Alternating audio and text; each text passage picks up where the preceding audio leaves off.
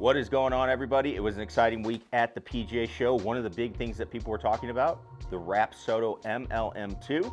Let's get into it.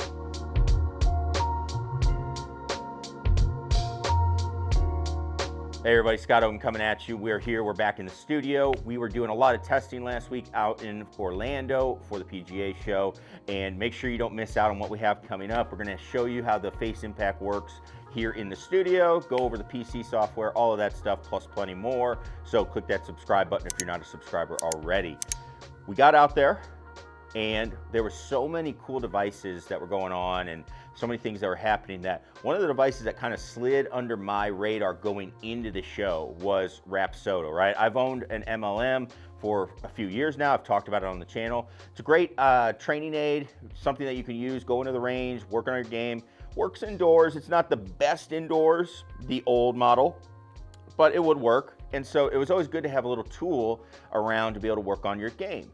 Now, getting to the show, the MLM 2 is coming out, and man, this thing was kind of taking things by storm. Again, there was a couple devices that people were really talking about, and this was one of them. This is a launch monitor that also allows you to do simulation, okay? And it comes in at a price at $699, okay? So let's talk about first, what is the device? So if you remember the old MLM, you had the little launch monitor where you would set it behind and you would put your iPad on the device, and that would act as like a camera for you to line it up, display all the data, all of that stuff.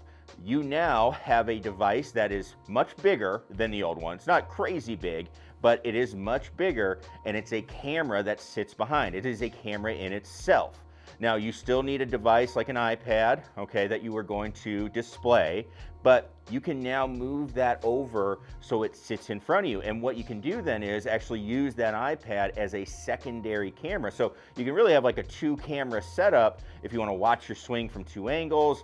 And then there's also a really cool feature they have from the camera on the device where it will actually track the golf ball and give you a look in really high speed of what that impact looks like. So again, it really is pretty cool to see that as you're going through. So it's really a good thing. They've also upgraded the graphics. If you want to go inside, this device is now much more better for inside simulation play, okay? So it has the ability to track spin axis, backspin, which then they can also use that into, hey, we can actually put a ball flight on the screen.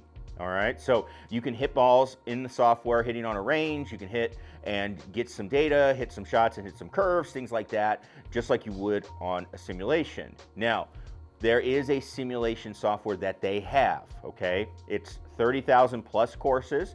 It comes with the unit, which is awesome. All right, so there's no extra cost for that. And think of it as Home T Hero for the Garmin, but a little better graphics. Okay, I think a little better experience as far as that goes, and you can play any of the courses. You know, they have courses like Pebble Beach, things like that, right? So you can look through it in the database and be able to go and just play them. So the graphics aren't what I would say like, you know, a GS Pro, but again, it's coming with it. It's a little bit upgraded, like I said, from like Home T Hero and what you get from that. So a really cool device, and one that when I was hitting on it, how did I think it performed? I thought it performed really well. It was really good, was seeing some good data. Actually had my buddy Matt, who, if you have Rapsodo, you might recognize him. He's the guy on the app when you open up the device. He hit on it as well.